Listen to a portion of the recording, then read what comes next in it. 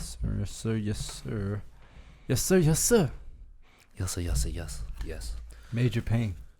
That was one of my favorite movies. Oh, yeah? Remember Major Pain? Yeah. My dad loves that movie. Yeah, my mom wouldn't let me watch it for the longest. And No then way. Then I watched it, and I was like, Mom, really? like, really, Mom? This movie is perfectly fine. There's a bunch of kids in the movie. Right? You know one show my mom wouldn't let me watch at all? What was that? The Simpsons. So you swear? I swear, she wouldn't let me watch The Simpsons at all, bro. Well, I kind of get it. One show that I won't let kids watch, my kids, is probably Family Guy. Oh, yeah. Heck no. What? Oh, the man. Simpsons or Family Guy? Which one's worse?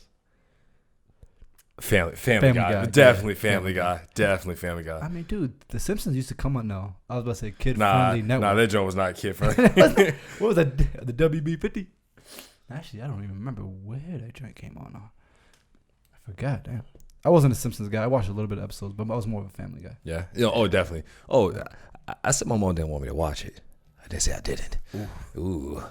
Hold on. Oh, yeah. Let me go turn it off. Oh, yeah. Turn on. You know what? The AC just turned on because we was about to get hot. We was about to let out that fire. And today, we got a different type of episode. Something we've never, ever, ever done before. It's going to be a new segment that we have on the podcast from time to time. Yep. I think people will enjoy it, though. Exactly. And this is something that's going to help us, and it's going to be educational. But we're not going to lose us. This is what you call edutainment? Is that the word? Edutainment. Edutainment. Oh, my brother. No phone calls today. No phone calls. Sorry about that. I cannot be rude. Today. Yeah, man. So, today, we have our new segment called Hadith Talk. Yes, it's our first time doing this, and we'll be going through some of our favorite hadiths in the book of An-Nawawi. An-Nawawi's, I think it's it's like Bukhari Hadiths. An-Nawawi's 40 hadith. No, I think it's different. They have Al-Bukhari in here. Oh, this is a different one? Tirmidhi. I think they have a few, different ones. Yeah, because this one was different. I was reading through it. It's a lot different than the ones I remember reading, especially the last one I had, the small one. I think the small one you have is all Bukhari, I think. Yeah, it was all Bukhari. Yeah. So here is how this segment is going to work. Let them know. Now, Mo and I, in our own time, we chose... Mohamed. Sorry. Gotta get it right. If I don't correct him, Mohamed. So, God dang it, bro. I've been calling you Mo for a decade. Now you want to go by Mohamed? All right, cool. All right. So Mohamed and I took our time to go through this particular book and choose different hadiths that we could feel that we thought you guys may like and we can talk about and discuss. And the way this segment is going to work is I chose 3, Mohamed chose 3, and we're only going to give you 3 hadiths. So one is going to be from me, one's going to be from him, and then we do rock, paper, scissors to see who wins. Well, actually, you won it off air. And the one you guys fire. But the way it's going to work is I choose one, he chooses one, and they do rock, paper, scissors for our top pick to see who gets to discuss their hadith of choice. Exactly. But you can only watch the rock, paper, scissors match go down on YouTube. Make sure you subscribe. The Young Muslim Podcast. Yes. Okay. So, should we dive right in, boys? Just go. All right. So let's do rock, paper, scissors to see who gets to go first. Oh, okay. You got to watch this, guys. All right. How about thumb war? I'm not touching you. 2 out of 3? Best 3. Yeah, let's go. All right. Rock, paper, scissors, shoot. Ooh, scissors. Okay. Rock, paper, scissors, shoot. Ooh, you got me. Him. Paper kills rock. Rock, paper, scissors, shoot. Oh. Rock, paper, scissors, shoot. Rock, paper, scissors, shoot. Rock, paper, scissors, shoot. I got it. All right, you're going to go first. Well, man. Rock, paper, scissors, shoot. Yo, I didn't realize I was so bad. I used to be good at this stuff. I haven't played it so long. I know, man. Back in the day, we actually had real things on the line, you know? Yeah, well, we... real things. Your lunch money. Exactly. We play or you starve. It's like a Ben Affleck movie. Yeah. You mean Batman? All right, so which one are you doing? So I'm going over Hadith number 2. Okay. Hadith number 2. All right, read it, my man. Let's go. So, Bismillahirrahmanirrahim. So this was on the authority of Omar, may Allah be pleased with him, who said, one day while we were sitting with the Messenger of Allah, may the blessing and peace of Allah be upon him, there appeared before us a man whose clothes were exceedingly white and whose hair was exceedingly black. No signs of journeying were to be seen on him, and none of us knew him. He walked up and sat down by the Prophet. May the blessings and peace of Allah be upon him, resting his knees against his and placing the palms of his hands on his thighs. He said, "O Muhammad, tell me about Islam." The Messenger of Allah, may the blessings and peace of Allah be upon him, said, "Islam to testify that there is no God but Allah, and Muhammad is the messenger of Allah, to perform the prayers, to pay the zakat, to fast Ramadan, and to make the pilgrimage to the house, if you are able to do so." He said, "You have spoken rightly," and we were amazed at him asking him and saying that he had spoken rightly. He said, "Then tell me about Iman." He said, "It is to believe in Allah, his angels, his books, his messengers, and the last day, and to believe in divine destiny, both the good and the evil thereof."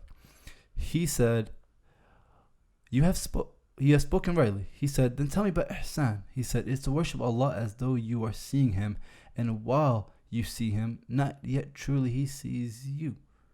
He said, "Then tell me about the hour." He said, "The one question about it." He said, "Then tell me about its." Oh, I'm sorry about that. He said, "Oh my God." He said, "Whoa." He said, "Then tell me about the hour." He said, "The one question about it knows no better than the questioner." He said, "Then tell me about its signs." He said, "That the slave girl will give birth to her mistress, and that you will see the barefooted, naked, destitute herdsmen competing in constructing lofty buildings." Then he took himself off, and I stayed for a time. Then he said, "Oh Omar, do you know who the questioner was?" I said, "Allah and the messenger knows best." He said, "I was Jibreel, who came to you to teach you religion," as was narrated by Muslim. So how do you want to do this? Do you want to start from the beginning and dive in? Dive. You just read all of that like it was 10th grade English. Dive, bro. Dive. Sometimes the way it's even worded is just weird. It's difficult. It's very difficult to read. Yeah. All right. So for me, right. So why did you choose this hadith? I chose this one because I've heard it a lot, right? A lot of people have said it, so it's going to be very familiar to the people listening. And because it's very simple. They asked the Prophet, our beloved Prophet, peace and blessing be upon him, about Islam. Usually, you would think that would be a drawn-out thing or just so complex. He legitimately explained it in one sentence. You know what I mean? And it's crazy because our religion is simple, and that's how we should be living our lives. You know what I'm saying? Yeah, so super simple. That's the main reason why I picked it. But not only that, I thought it was crazy how you can have access to the Prophet like that. You see what I'm saying? Yeah. That's what got me. Like, he just came in and sat right next to him, put his hands on him. Anybody else? Do you think that, like, any prominent figure? There's no way. Yeah. Right. You know how long it would be just to have a conversation with that man? Like how many meetings you got to book? Like, think about it, dude.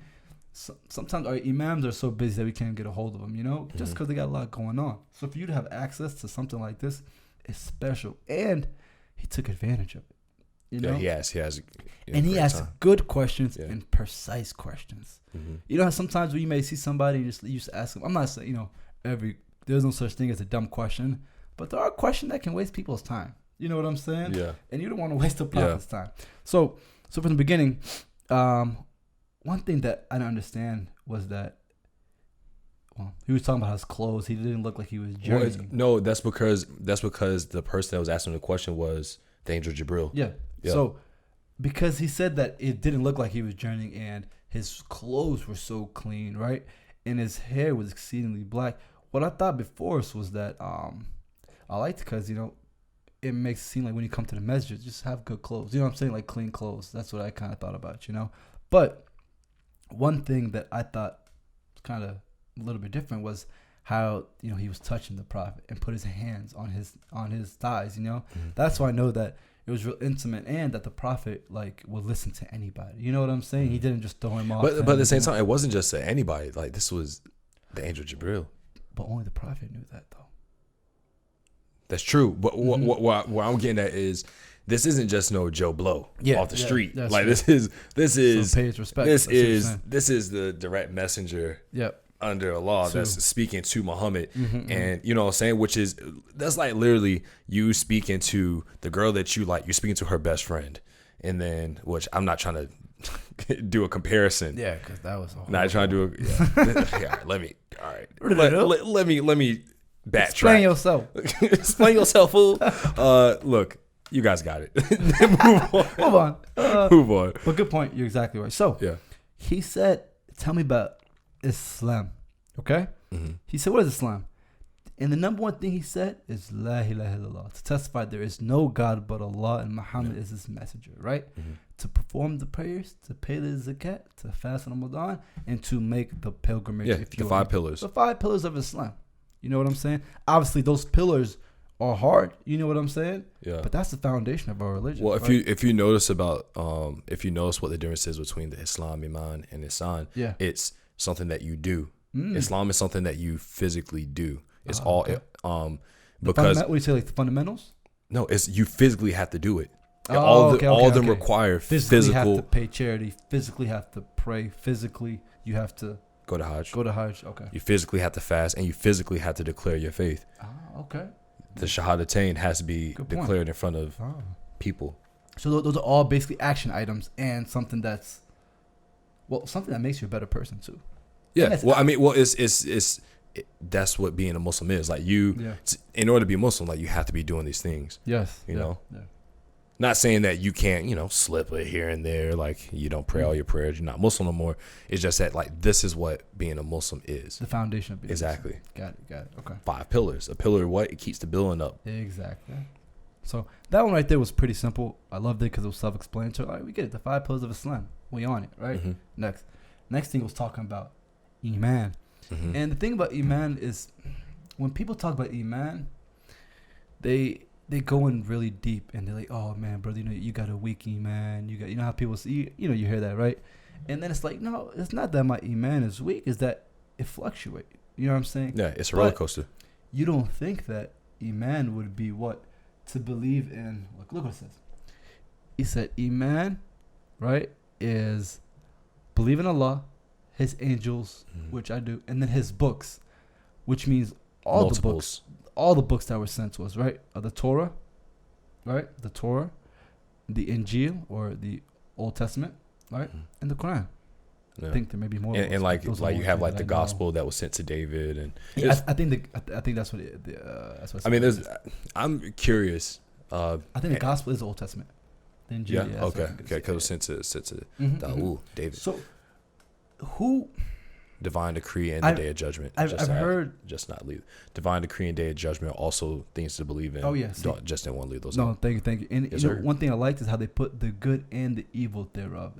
Sometimes I want to think like, what do they mean by evil? You know what I'm saying? What I thought about that earlier was that to believe that there's both good people and bad people, good days and bad days. You know what I'm saying? So I kind of understand what they mean about that, like believing in the evil. Like, that everything has an opposite. You know, I'm saying that.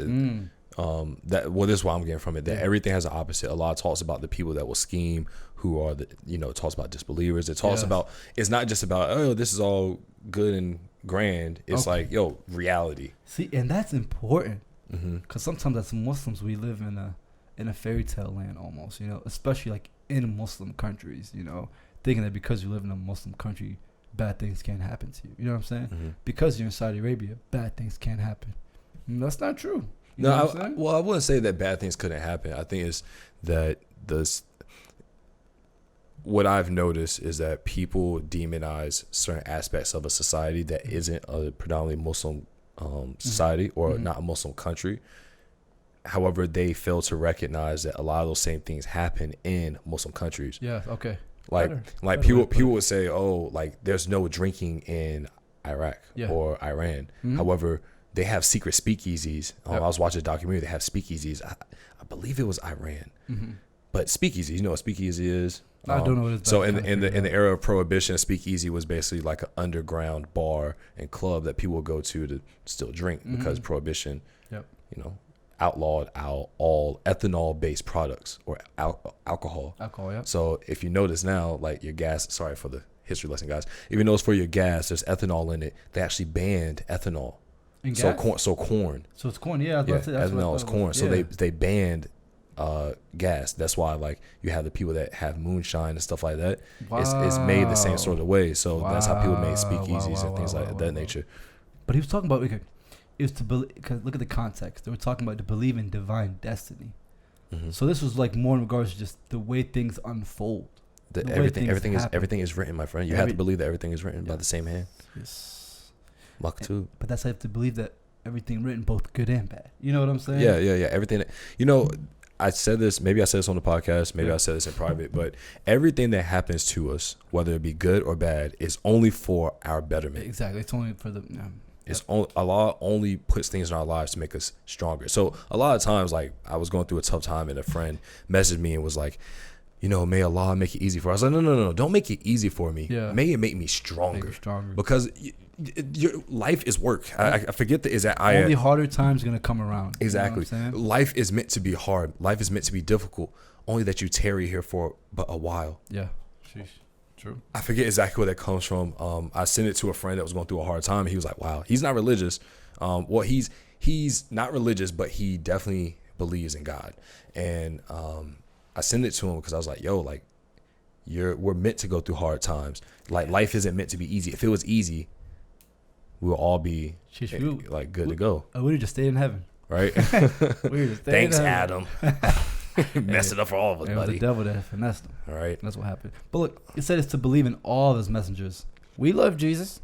You know what I'm saying? Don't forget it. We love Jesus. We love Moses. You feel me? We love Abraham. Mm-hmm. Love everybody that came before. It's crazy you chose this hadith. I didn't know you were going to choose this. Yeah. And it was wild about is that this morning after Fajr, I was reading. I'm starting a new routine, guys. Yes. Read after Fajr or before Fajr. I recommend it. Or just read after every prayer, like a page or a few things. Okay, cool. If you're up to that level, do it. I'm not at that level. I try and read after Fajr because, I'm trying the whole routine in general where I stay up after Fajr. I don't go back to sleep. Yeah. So reading and meditation are two really good things, and working out as well. So it's like me time in the morning. I was reading about this. Like, it wasn't about this hadith, obviously, but it was about the books and the prophets and Islam. It was basically talking about this whole hadith without talking about it directly. It was pretty dope. It's pretty dope. I can't remember exactly where I got my bookmark in there somewhere, but continue. Sorry, I didn't mean that. Okay. Yeah. And then see this right here. Okay, the last day. I believe in the last day. Oh yeah. You believe in the last day? Oh yeah. We move on. And we're moving on. Okay. And I mean, there's a lot of things that's supposed to be, I guess, happen, quote unquote, the last day. You got the minor signs and the major signs. Definitely would advise you to look it up. Here's something very interesting. I know we don't want to sit on this too long, but this is something very interesting. I was listening to this talk. It's another podcast called Making Sense of Islam podcast. You can find it on SoundCloud. It's very, very good. Really? The imam is really good. I didn't know about that. Yeah, I listen to it like when I drive and stuff. Mm-hmm. He was saying that a lot of people think that the signs, he's getting in the mic. A lot of people think that the signs of the last day are bad, but it's not that they're bad. It's just signs. It's just a sign, right? Exactly. Like a stop sign isn't bad. It's a sign, right? People look at the last day as a bad day, but it's really not a bad day because it's going to happen regardless. Exactly. So you got to prep for it. Exactly. And you just have to know what the signs are. And it doesn't mean that just because you see something that is prophesized as a sign for the last day, it doesn't mean that it's the last day right now. Yeah, exactly. Yeah. Like it's a build up, people. And you don't know how much time is in between each sign that gets dropped. You know what I'm saying? You don't know if that's 1 year, 2 years, 150 years. You know? Let's get it. People have been saying these are the last days for a very long time. It's been like 300-400 years. Hey, they dropped the movie 2012. It was 2012, right? Yeah. It was 2012 because they thought the world was going to end thanks to the Mayans. Remember, was it the .com boom? Was it in the 2000s? Oh, yeah, Y2K. Yeah, Y2K. Wait, man, we didn't thought the world was going to end so many times. Yeah, that was a crazy time to be alive. Right. Sorry, 2000 babies. You wouldn't know anything about that. Right. Google that. Next. All right. Next is ihsan. Right. Mm-hmm. That is to worship Allah as though you are seeing Him. And while you see Him, not yet truly, He sees you. So this one right here, this is hard. Let me clarify it for you. And you guys, if you're not watching YouTube, I'm reading off my notes. I took a class on this particular hadith. Yeah. What ihsan is worshiping Allah as if you see Him, and if you don't seeHm, know that He sees you. Exactly. Yep. So it's worded weird in that in this version, but way to break it down. That's the easiest way. Out of all that, for me, that is the hardest. Yeah. Yeah. Oh yeah. I mean, there's different levels. Ihsan means like you're getting up there. You know what I'm saying? Yeah. Because sometimes you do things you're like, ain't nobody watching right now. You know what I'm saying? Nah, bro. My pops put in my head very early on. He said, no matter what you do, even if there's no one around, someone's always watching. I'd be like, oh shoot. But does that really stop you though? That's the real No, it's not about does it stop you or not. Yeah. It's do you feel that drop of sweat behind your neck when you're doing something? You know, that's and even if it's not bad, do you have a knowing that you're not alone? Yeah. That's what's important. It's not like every time you do something, oh my God, Allah's watching. It's like, do you have that feeling inside of you that okay, like God is watching? Or like when you're going through a difficult time, you're not like, I'm all alone. You're like, dang God, what we about to do? Like it's very much you're an ant in a museum, one of those little ant aquariums, and God is sitting there like, okay, I'm gonna make a little deviation for you. You're not alone. You're being watched. You're being taken care of. But not only that, I was listening to Mufti Mank a few days ago, and he wasn't talking about this specifically, but he's like, when you do something internally, you know that it's not right. You kind of feel bad after you do it. You know what I'm saying? You're like, man, you know what? And then even if you do it again, you still have that consciousness. You know what I'm saying? He said that's not the problem. The problem is when you do that thing and you lose that consciousness. You know what I'm that's saying? what the issue is. He said that. So he didn't say nothing about, oh my God, you're talking about the sin, what you're doing is wrong. He said when you lose that God consciousness and you lose that fact that feeling inside that's telling you that this may not be a right thing. Because when you lose that, that's what they talk about, being deaf, dumb, and blind. You know what I'm saying? That's when they talk about that the heart is sealed. You feel me? Yeah. That's what it is right there, But you know what?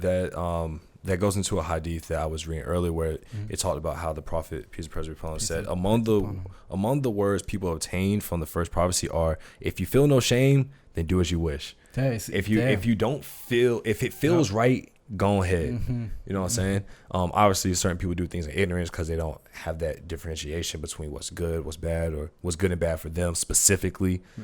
Certain things are good for certain people, they're bad for others, whatever. We don't have to go into detail, but a lot of us, we don't know how to follow our intuition because our intuition is broken. And our intuition is broken because we don't understand how to communicate with Allah or how to read the signs or to see the omens in the world. Connect with ourselves. To see how to speak with the soul of the world.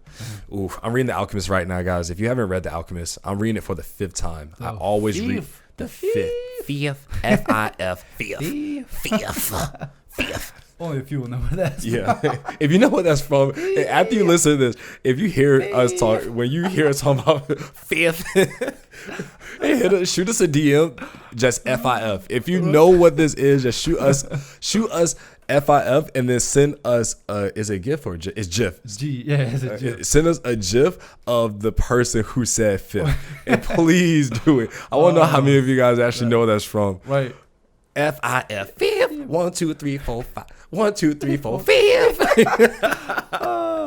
But that's right. So look, don't be hard on yourself if you're just going through a bad time. If you still have that inner, soul inside you that's still awake and you're feeling some sort of way, that means your heart is still beating. That means don't go cold. Just simple as that. I think that's the hardest thing when people yo, I'm just numb. My feelings are numb. Like, no, don't do that. I don't believe no more. Still feel, but know that Allah is watching and just try to improve slowly. And breathe. Just breathe. Exactly. Don't, you think that's something, because our parents try to guilt trip us. God is watching. And it gets really scary. Yeah. You know what I'm saying? Especially as a kid, it's like. But you have to understand. I'm about to close your door room, but God's still here. But you have to understand how, have to understand the law, and you have to understand your relationship with the law. Yeah. And I think that goes down to a very individual level. Yeah. Everybody's different. Exactly. Everybody's different. How they worship is different. Yep. How they see Allah is different. And you have to be able to recognize that. That's very important. So it's my turn now? Okay. Oh, and the last thing was tell me about. We talked about the hour. Yeah, we already did all that. Come on now, let me get mine's off, man. Let me get mine's off. All right, so I had just last one. Then they said, then he said, "Oh, Omar, do you know who the questioner was?" I said, "Allah and His Messenger know best." He said, "It was Jibreel who came to you to teach you religion." Let's go. All right.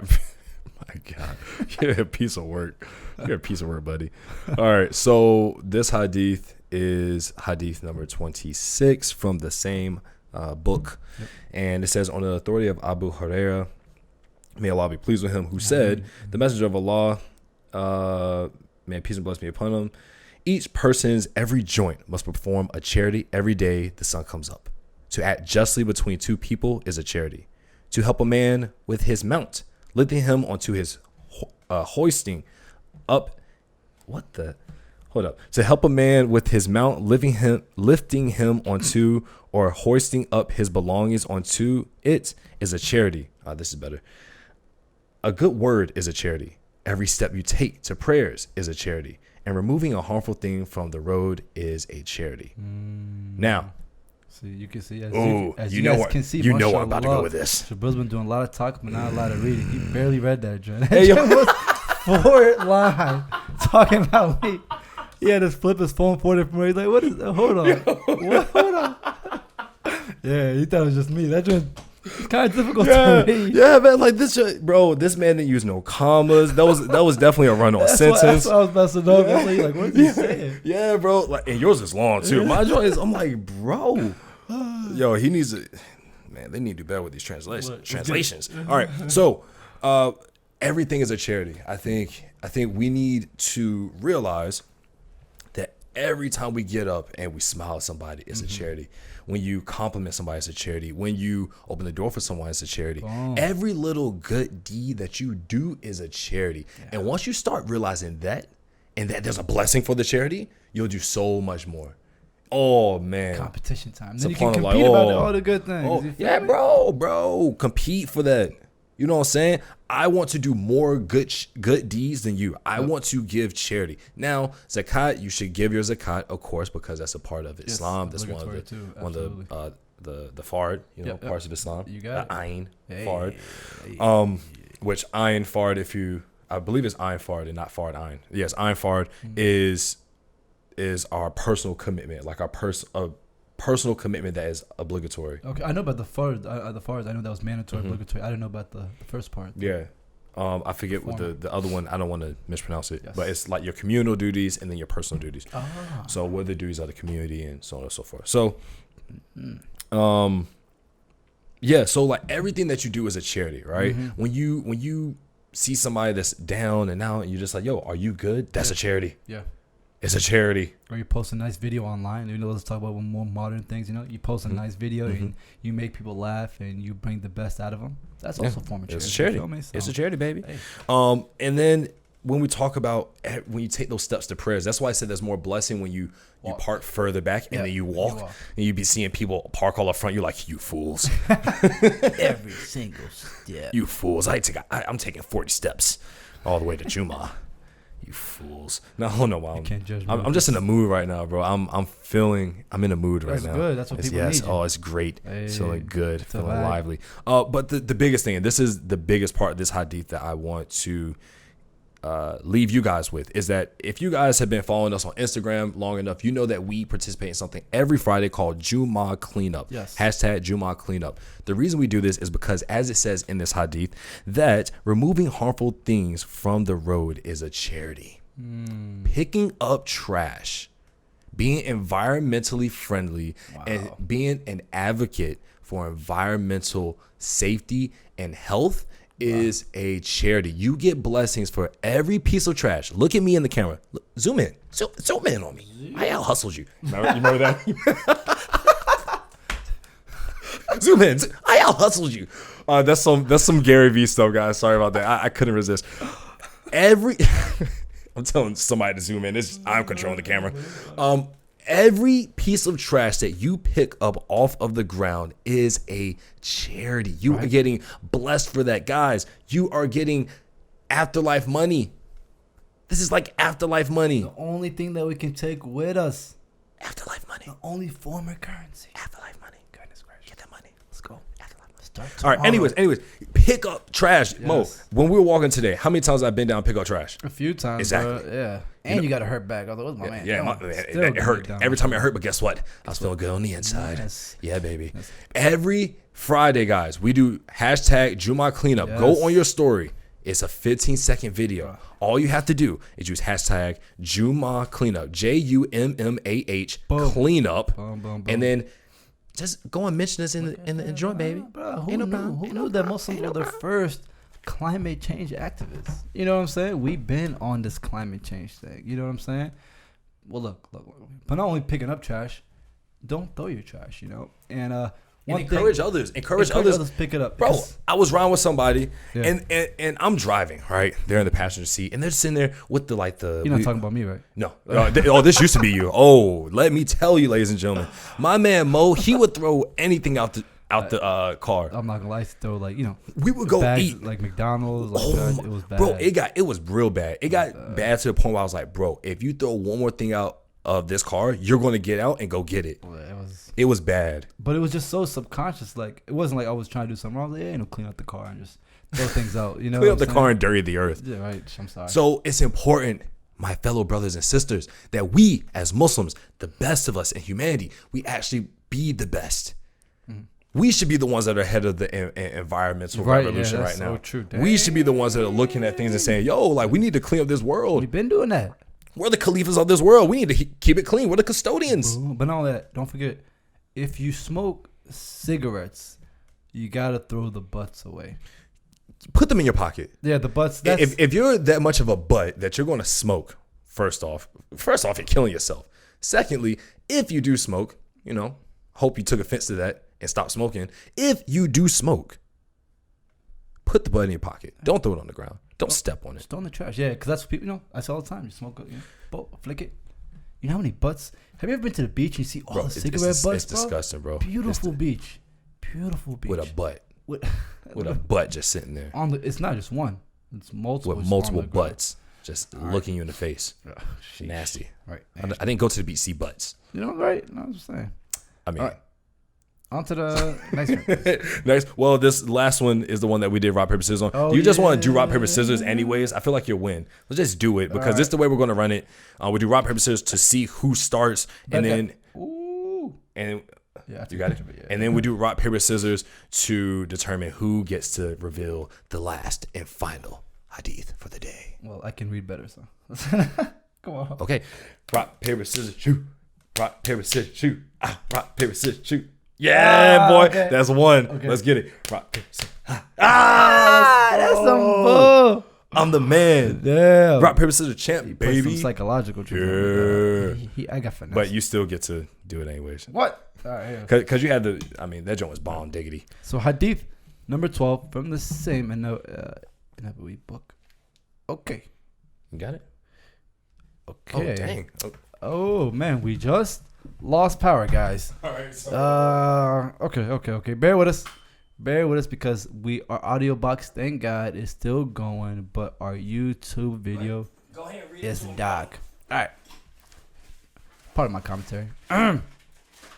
On the authority of Abu Hurairah, may Allah be pleased with him, who said, the Messenger of Allah, may the blessings and peace of Allah be upon him, said, part of someone's being a good Muslim is his leaving alone that which does not concern him. Oh my! Drop the mic. Drop the mic. Oh, and Lord, who knew? Mind your business, people. I'm sipping that tea. No. My goodness gracious. Can we actually talk about stop being hype, man? Yeah. Okay. What does this mean to you? It means mind your business. If it doesn't concern you, it doesn't involve you, mind your business. Unless it's something where unless you see somebody being harmed. Where is that line? Some people say, "Oh, you're too nosy." So I'm like, "Okay, I'm just really helpful." No, you're nosy. Susie, you're nosy. Leave me alone. But what I think it talks about specifically is just gossiping. That's what I think. Yeah, like backbiting and stuff like that. They say that. I don't know what it is specifically, but I heard that backbiting is almost as bad as eating. You're basically eating somebody's flesh. You know what I'm saying? Like talking behind. That's how bad it is. You're eating at somebody's character without them knowing it. Yeah, and they're taking all your good deeds. You know what I'm saying? Give me hasanat, baby, one by one. Like Jibreel, so I'm pulling them off the rack last time. But but you know what's funny? Sometimes it's cultural that sometimes people get together and y'all have gossip parties. They have gossip parties, exactly. Don't say it doesn't happen because it does. You know what I'm saying? Yeah, I wasn't gonna say it doesn't. I know it does.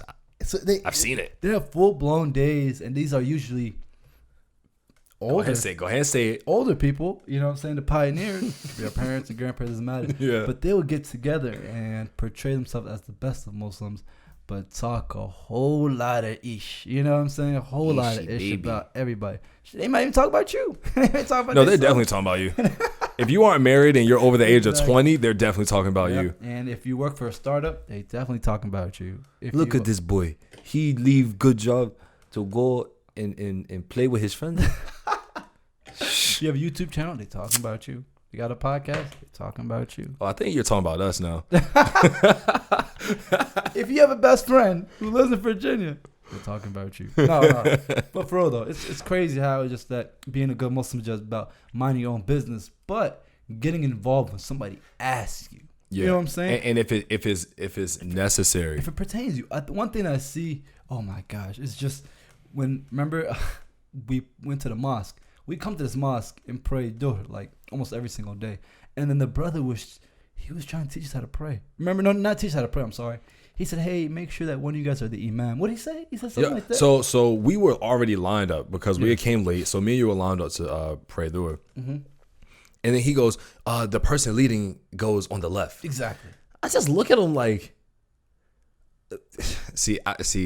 I try and keep my language contained for the podcast. That would have been a good time for him to be a good Muslim and just walk. Leave us alone. Yeah, and pay his zakat. Leave me alone. Or give his But he did it from a good place. But that's not your business. Was it from a good place? I don't know. Maybe we already lined up. You was the imam. You were the imam. You were calling the iqama. Yeah, and I was right. So I don't know. I don't know if that was really a sincere. I felt some sort of way. Absolutely. I felt some sort of way for real. Alhamdulillah, we didn't stay away from the masjid. We came back. You know what I'm saying? Try to keep going. But some people don't. You know experiences like those turn people away. I take from this hadith that, in addition to what you said, which I believe there's a lot of gossiping and things like that, it's important for us to be able to see an opportunity to get into someone's business and to opt out. What you mean? Okay, hold on. Meaning, people come to you all the time. It happens to me. People come to me and they're like, I'm going through this and I need, what do you think? And I'm like, listen, I want to help you, but it's none of my business. We need to be better at it's not the business. I mean, they asked you to join. Yeah, but it does. Just because you get invited to a party doesn't mean you should always go. Doesn't mean you have to go. Exactly. It doesn't mean that you have to engage, because sometimes when you involve yourself in matters that don't directly involve you, or matters that should be handled between the people that ask that are going through it, you should let them sell it. Now, if they ask you for advice on a matter or something like that, that's one thing. But I don't want to get involved in the stuff you're going through. Yeah. You don't even want to be involved in the stuff you're going through, and you want to put me in it. Nah. That puts a toll on me. That puts a toll on you, the person helping. Yeah. It can be from just going to give advice to coming over and helping, then you can begin in trouble. Like, now I'm in the fight. Exactly. Who's this guy you're talking to? Yada yada. Like, oh snap. Yeah. So. Great point. And look, sometimes those situations that you'll get in will be the people closest to you. It'll be family even. Yeah. It'll be within your family. Sometimes it's okay to opt out of situations that are very close to you but don't necessarily concern you. You get what I'm saying? Mm-hmm. You get what I'm saying? Like, it could be a fight between, like I had in my family, there was a fight between my cousin, my aunt, and another cousin. Yeah. And I was involved with the situation, but I was like, I ain't getting into this no deeper than I'm already in, and I opted out. So I think that's good. I think we have to know our limits. You know what I mean? Know that borderline. Like, if I cross this line, this journey's gonna get toxic for me and you. You feel me? It's gonna fuel the flame. It's not gonna be healthy for anybody. Yeah. Me jumping in is not gonna be healthy. So the fact that is a hadith, that is something that the Prophet, said that, look, just mind your business. Mind your business. You know what I'm saying? Don't get involved. Sip your juice and your tea, and go live wild and free. Ooh. Really young and wild. Okay, well, come on the other end. How do you know when to jump in and see that somebody needs help? Well, there's the one hadith where the Prophet, peace and praise, says, if you see something or injustice, then you speak out against it. Then you put your hands on it, and then you hate it with your heart. Well. No, you put your hands on it, then you speak out against it, then you hate it with your heart. Yeah. Well, I think the key word in there is injustice. If you see, if a man is beating on his wife, Injustice. People are hopping into anything these days. Yeah. You know what I'm saying? Yeah. Just poking their nose in. Yeah. You know what I'm saying? It's like if it's serious enough that you need to get involved or that you need to tell someone We've else. seen injustice. You see something, this can go down the wrong path. You know what I'm saying? Yeah. But that's different. That's different. That's what I'm trying to understand. Where's that? So for instance, you said like, for instance, I need 2 examples. Like there was something recently that happened where like if I see someone that I see at the masjid, right? Yeah. A guy or a girl, or whatever, and they're doing something that has nothing to do with me, and I'm like, I might pull them to the side, right? I'll highlight them. But not. I don't need to get involved. I don't have to get involved. Okay. Maybe that wasn't a good example. Maybe it wasn't the best example. That wasn't the best example. We need 2 good examples on both sides. Okay. So we talk about the injustice. Why we gotta do 2? If you see somebody beating up on the front, somebody, then you hop in, then you get into the business, right? Mm-hmm. But what example do you see that you should not get yourself involved in? You know, what? What do I see why I shouldn't get myself involved? If there's a disagreement, that's just a disagreement. Look, keep it like this. When grown folks are talking, stay out the room. Oh, you know what I'm saying? When grown folks are talking, this grown folks business. Stay out the room. Stay in your lane. Stay in your lane. Yeah. As my man LeVar Ball was always saying, man, I miss him. I miss him being on news outlets. Stay in your lane, people. Well, I think it also, I think it also means that don't talk about things that you don't know. You know what I'm saying? Like, whether it's politics, whether it's religion, whether it's something. It's different when you're sitting there and you're learning, right? But don't be the one dictating the conversation and leading it when you have no clue what you're talking about, just so you can hear yourself talk, or just to talk about. See, that's one thing I see, right? People are like, oh, Mo, did you watch the game? No. Did you see it? No. All right. I can't. They can't talk to me about it. So what do? They go and talk to somebody else about it, because that's none of my business, right? But people love that water cooler talk. They want to be involved in any type of conversation. Well, we know what type of person you are at work. What do you need? Okay, I'm working. Mo, did you watch? No. Mo, did you? No. Mo, you want to? No. Mo, are you alive? No. Like, leave me to work. Mo, it's time to go. No. Okay. All right. Shut off the lights. All right, but that was our 3 hadiths. Yes, sir. Wow, that was Hadith Talk. Yep. That was cool. Yeah, please let us know if you guys liked that segment. I think it was very beneficial. I enjoyed it. I learned something. Yes. You learned something? Yes, I did. Cool. Eye-opening. Yeah. Heart-opening. Definitely. And mind-opening. Always. So I think from there, thank you for all the new listeners. Yeah. Make sure you check us out on all the platforms where you listen to your pods. Absolutely, everybody. SoundCloud, Apple Play. No, I'm sorry, Google Play, Apple Podcast. What else? YouTube. A lot of people listen and watch on YouTube.